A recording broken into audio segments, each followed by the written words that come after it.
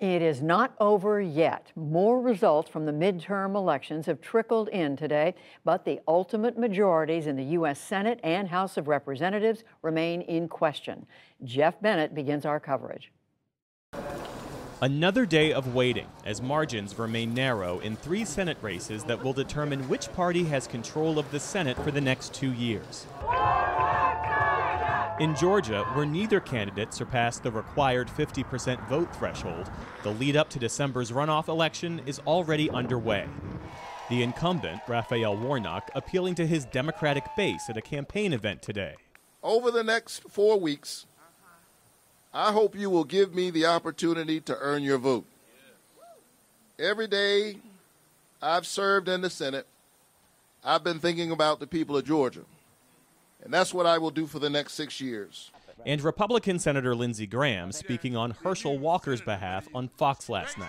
And here's what I think. Warnock doesn't have a snowball's chance in hell if we'll get behind Herschel Walker. He needs money. He got outspent 3-1. Democrats still need 2 seats to maintain their majority. A reality possibly within reach as states work to tally every vote. In Nevada, as of tonight, Republican Adam Laxalt is ahead of his Democratic opponent, incumbent Catherine Cortez Masto. Masto, whose seat Republicans had hoped to flip, was seen as vulnerable heading into the race. Laxalt played a role in Nevada's unsuccessful effort to overturn President Biden's victory in the 2020 election. Meantime, in Arizona, the Democratic incumbent, Mark Kelly, has the lead against his Trump-backed opponent, Blake Masters. It's a state where many people opted to vote early, prolonging the counting process for days. Vote counting also continued in House races across the country. While the most likely scenario is a single-digit majority for Republicans, Democrats are outperforming expectations in key races. Republican Lauren Boebert in Colorado, a Trump favorite, in a surprisingly close race with her Democratic opponent Adam Frisch. That race still too close to call, but highlighting a broader trend of fewer voters aligning themselves with the former president at the polls. Republican Kevin McCarthy announced his intention of running for House Speaker. The White House says President Biden called McCarthy last night, early signs of the new across-the-aisle relationship building to come. For the PBS NewsHour, I'm Jeff Bennett. For more analysis on the state of results in key races, let's go to Amna Nawaz and Lisa Desjardins.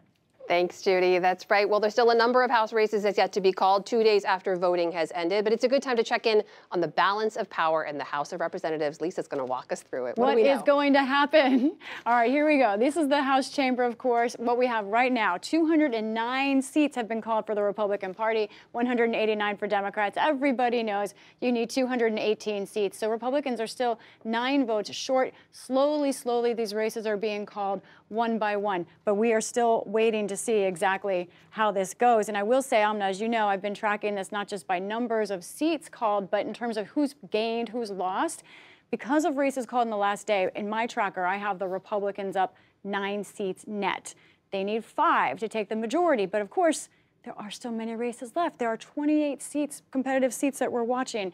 So right now, Republicans gaining, but how much will they gain in the end? I will say, Lisa, when you look at this, this is not exactly the red wave many people predicted. Democrats made some gains in some places, Republicans in others. How did we get here? Right. Let's talk about where Republicans gain. This is fascinating, everybody. So first of all, when I look through what happened in this election, Republicans gained 4 seats in Florida. Now, Florida did pick up a seat because of the census changes, but just 1. Republicans, how did they gain 4? Ron DeSantis. The Republican legislature and the governor there changed the maps in a way that have benefited Republicans to the tune of 4 seats. Where else did they gain? In a blue state, New York. New York, they gained 4 seats also because of the maps. Democrats wanted a more partisan map. That was thrown out. A special master instead put together a less partisan map, and that has favored Republicans, moving back maybe toward a less partisan view of New York.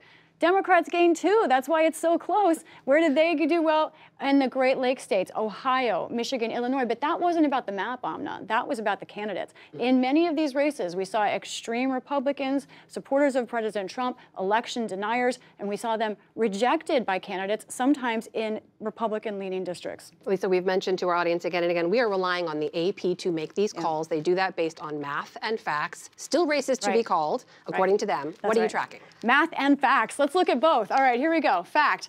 Republican Lauren Boebert in Colorado is now leading again. Last night she was not, but this is a race that is still just about 700 votes difference between her and Adam Frisch.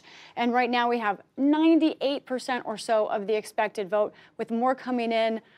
This one has really been a barn burner, and it could go flip back again. But right now, Representative Lauren Boebert probably feeling a lot better than she did last night. Now let's look at another one of these states where a lot of the vote is still out, California. Katie Porter, also a very well-known, high-profile representative, she is leading in her race right now, but just 58% of the vote. Now these California races are going to take a long time. The largest group of races outstanding are in California. So that's going to be a problem for figuring out how big the majority is for Kevin McCarthy. Right now, Katie Porter ahead. Let's look at one more, Nevada 3, Las Vegas. Susie Lee, she was up by less than a point last night when we checked in. She's gaining more. Now she's up by 2 points, a whopping 2 points. You know, Republicans, I talked to some who are involved in politics in that state who know this race well. They think they still have a chance in this race. They said in Las Vegas terms, they've got to get an inside straight, but there are still ballots remaining to be counted from Election Day, drop-off ballots.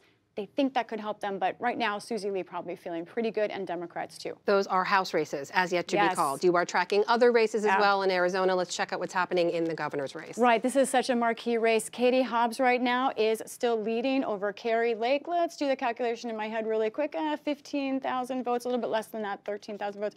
70% of the expected vote in. We expect an update from Maricopa County, where the majority of votes are in this state, in the next few hours. Again, this could be slow, but right now Katie Hobbs is holding on to her lead for that important gubernatorial seat. Another big issue I know you're tracking. Kari Lake is among those who falsely denies the results from the 2020 election, a so-called election denier. You've been part of tracking her campaign. those candidates. Tell me about where they stand. Okay, last night we told folks that most of these gubernatorial candidates who have denied the 2020 election have lost their race. So let's look at something else.